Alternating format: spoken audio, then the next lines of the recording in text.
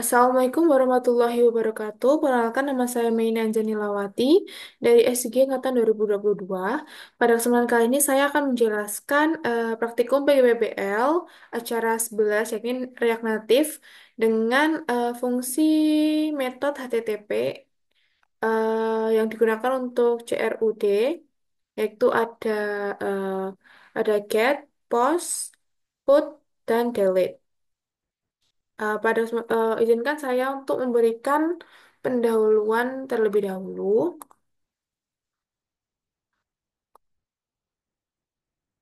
Oke, untuk di sini saya akan menjelaskan 8 macam. Yang pertama adalah JSON Server, Fetch API, method get, method post, method fetch atau put, method delete, alat dan bahan, dan juga langkah kerja.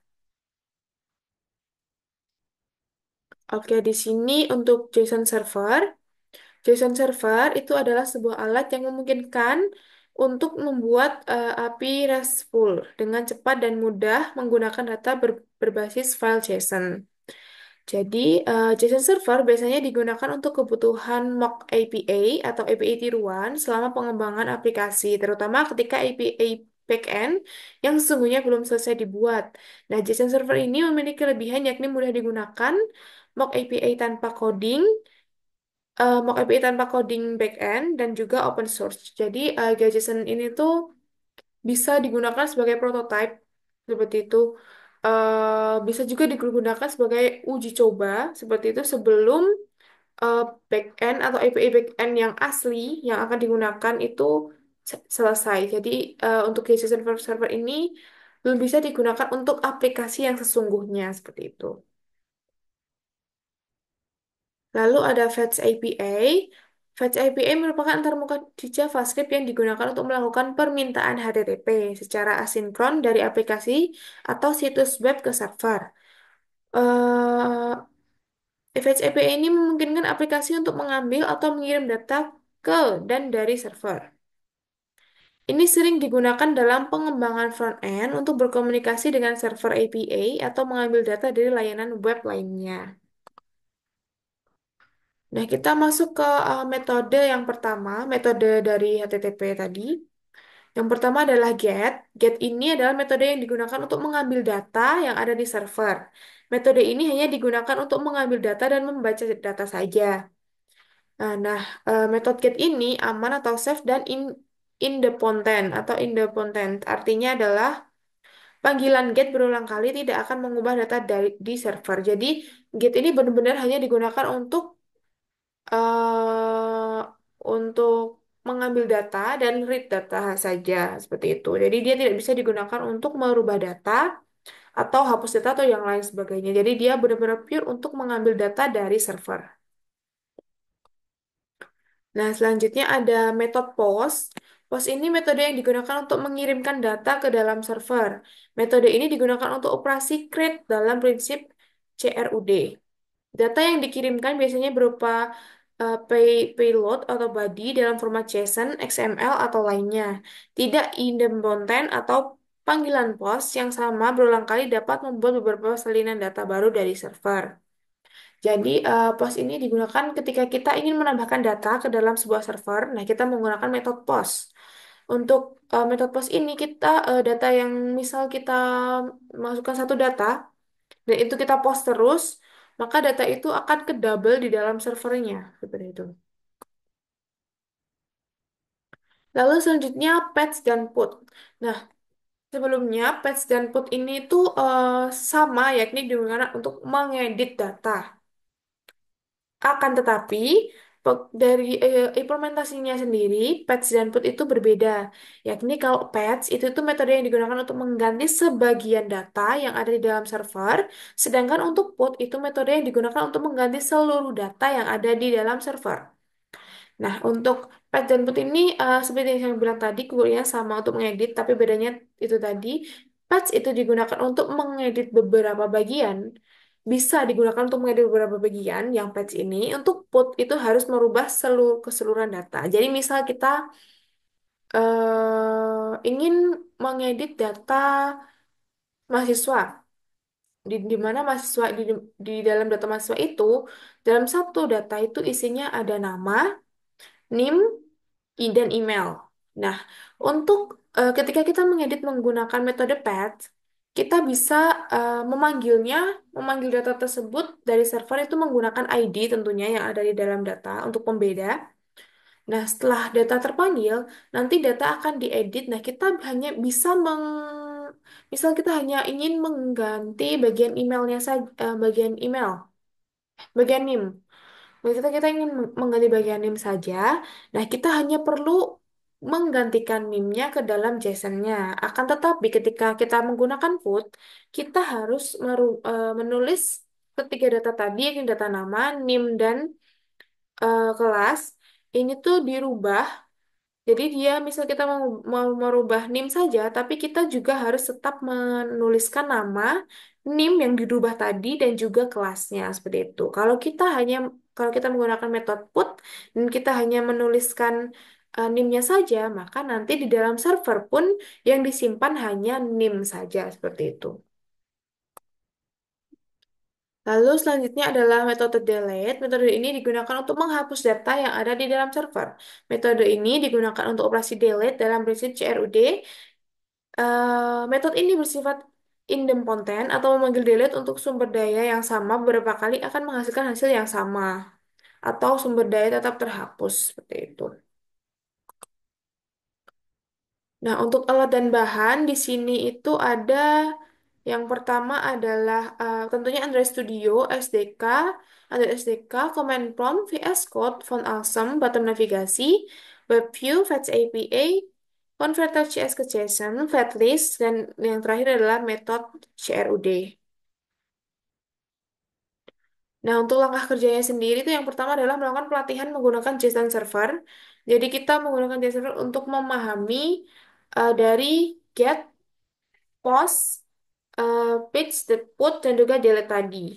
Yang kedua adalah pembuatan from create data untuk menambahkan data di dalam aplikasi kita. Yang ketiga adalah pemberian kode program dalam create datanya. Yang keempat adalah penyuntingan kode program. Yang kelima itu uji coba pembuatan data mahasiswa. Jadi dia langsung dijalankan seperti itu. Oke, terima kasih. Mungkin kita bisa langsung mungkin kita langsung ke code-nya dulu ya. Nah, ini untuk uji coba data mahasiswanya tadi yang menggunakan metode ini. Nah, untuk projectnya itu ini. Di sini itu ada dua file yang ditambahkan, yakni file list data dan juga create data. Untuk file create mahasiswa NAV ini tuh hanya melakukan save as pada bottom nav sebelumnya. Jadi bottom nav di save as filenya dan dirubah beberapa bagian, yaitu pada bagian impornya itu kita menampilkan dari file create data dan juga list data. Sebelumnya kan kita menampilkan profil dan juga list mahasiswa. Nah, untuk sekarang kita menampilkan create data dan juga list data, di mana nanti tab pertama itu digunakan untuk create data atau menambahkan data mahasiswa. Nah, untuk tab kedua itu digunakan untuk list data seperti itu. Jadi dia untuk list data mahasiswanya. Nah, untuk tab ketiga itu masih sama. Yang digunakan untuk GitHub karena kita emang tidak merubah bagian itu. Nah, di sini ada perubahan pada bagian function home screen. Ini tuh digunakan untuk menampilkan create data atau file ini akan ditampilkan di dalam navbar ini. Nah, selanjutnya itu untuk function kedua itu adalah data mahasiswa screen itu masih sama hanya dirubah bagian returnnya saja, yakni data mahasiswa yang diambil dari list data bagian ini. Nah, untuk create data ini tuh yang pertama adalah yang penting adalah import React Native dan juga item-item yang digunakan, dan ini adalah cons-nya. Nah, di sini ada JSON URL. Nah, untuk ini itu harus disamakan dengan apa ya perangkat yang kita gunakan untuk running aplikasi. Ketika kita menggunakan emulator itu harus sama dengan HTTP emulatornya. Nah, untuk sekarang kan saya menggunakan HP dan untuk HP sendiri dan laptop itu terkoneksi dalam satu WiFi. Nah, untuk IP WiFi tersebut yang digunakan untuk ditaruh di bagian ini, bagian 4 kode paling depan sebelum 23000 seperti itu. Jadi itu harus sama agar dapat melakukan proses CRUD tadi.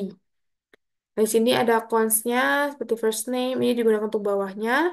Ini untuk constant submit seperti itu. Jadi dia hanya submit ya. Jadi dia hanya mengirimkan data atau memasukkan data seperti itu atau menambahkan data. Di sini juga ada ini tuh untuk aturan tampilannya menggunakan Save Area View. Di sini ada bagian ini tuh kotak tambah data. Jadi dia hanya input data. Jadi kotak input seperti box input seperti itu. Di itu ada untuk input nama depan, nama belakang, kelas, jenis kelamin dan email. Nah, di bawahnya itu ada tampilan button yang digunakan untuk menyimpan. Jadi klik simpan seperti itu. Nah, di sini ada stylenya seperti title, from, input. Ini hanya stylenya dia digunakan diaplikasikan ke dalam tampilannya dengan cara ini. Style sampai dengan styles, lalu ID-nya yang digunakan untuk apa? Di input, title, form, input, button, seperti itu. Nah, untuk bagian list data, ini yang pertama import juga. Di sini ada import font awesome karena tampilannya agak lebih berwarna, lebih bagus seperti itu. Jadi kita menggunakan font awesome. Di sini juga sama pada bagian JSON URL-nya digunakan untuk list data. Ini harus sama semuanya. Di sini ada use effect. Use effect ini tuh digunakan untuk memberikan efek loading seperti itu. Nah, di sini juga ada function refresh page. Nah, refresh page ini itu adalah function yang digunakan untuk merefresh halaman. Seperti itu. Jadi dia misal ini digunakan di list ya. Jadi dia di list, nanti dia di scroll, kayak scroll ke bawah seperti itu. Nah, nanti dia akan meload ulang data atau merefresh page tersebut. Seperti itu. Lalu ada function delete data digunakan untuk delete tadi yang disertai dengan button delete. Lalu di sini returnnya ini itu tampilannya. Nah, di sini ada icon, style, ini untuk seperti cardnya, kan dia dalam bentuk listnya dalam bentuk card-card seperti itu. Nah, di bagian bawah ada button hapus, on press. Jadi dia ketika ditekan itu akan menghapus data. Atau sebenarnya kalau ditekan itu ada beberapa peringatan kayak data akan dihapus. Nah, kita bisa milih ya atau tidak seperti itu. Nah, di sini di bagian bawah ini hanya style juga seperti style yang digunakan untuk mengatur tampilan di save area view seperti itu. Nah, untuk bagian indeks itu hanya dirubah bagian ininya seperti yang sebelumnya atau acara sebelumnya. Untuk sebelumnya kan di sini bottom nav. Nah, karena kita hanya akan menampilkan ini, maka bagian indeks kita rubah menjadi CRUD mahasiswa nav seperti itu. Nah, mungkin saya akan menunjukkan tampilannya, tampilan aplikasinya. Nah, tampilannya seperti ini. Ini ini adalah form tambah datanya. Nah, di sini sebenarnya ada tulisan, tapi ini karena apa tema HP saya, makanya dia tidak terlihat. Nah, ini ada tulisannya sebenarnya nama depan, nama belakang, kelas ini ada tulisannya. Mungkin kita tambahkan dulu. Mungkin saya akan menunjukkan list mahasiswanya dulu. Di sini hanya ada 2 mahasiswa. Nah, mungkin saya akan menambahkannya terlebih dahulu. Do Dora, Dede. Untuk kelasnya A, jenis kelamin perempuan, email, Dura at gmail.com. Nah, ketika kita klik simpan, nah dia akan ada pemberitahuan atau pemberitahuan bahwa data tersebut telah tersimpan seperti itu. Lalu kita oke, kita pindah ke bagian list mahasiswa atau list data tadi. Itu kan datanya belum ada, maka nah kita, untuk memunculkan datanya kita melakukan reload page atau dengan cara drag atau di drag seperti ini untuk merefresh datanya. Itu nanti dia datanya akan muncul di bagian sini. Sebentar. Nah, ini sudah ada ya. Nah, tadi kan ada ini nih, ada refresh page. Nah, data ini udah tertampil, data yang kita masukin tadi. Nah, kalau kita ingin hapus datanya, kita hanya tekan button hapus. Nah, ada pemberitahuan yakin akan menghapus data ini. Jadi itu seperti alert seperti itu. Kalau tidak, ya datanya tidak terhapus. Tapi kalau kita hapus, ya datanya akan hilang. Seperti itu. Untuk bagian kita punya masih sama, tidak dirubah sama sekali di bagian ini. Itu. Oke, mungkin sekian yang dapat saya sampaikan. Kurang lebihnya mohon maaf. Wassalamualaikum warahmatullahi wabarakatuh.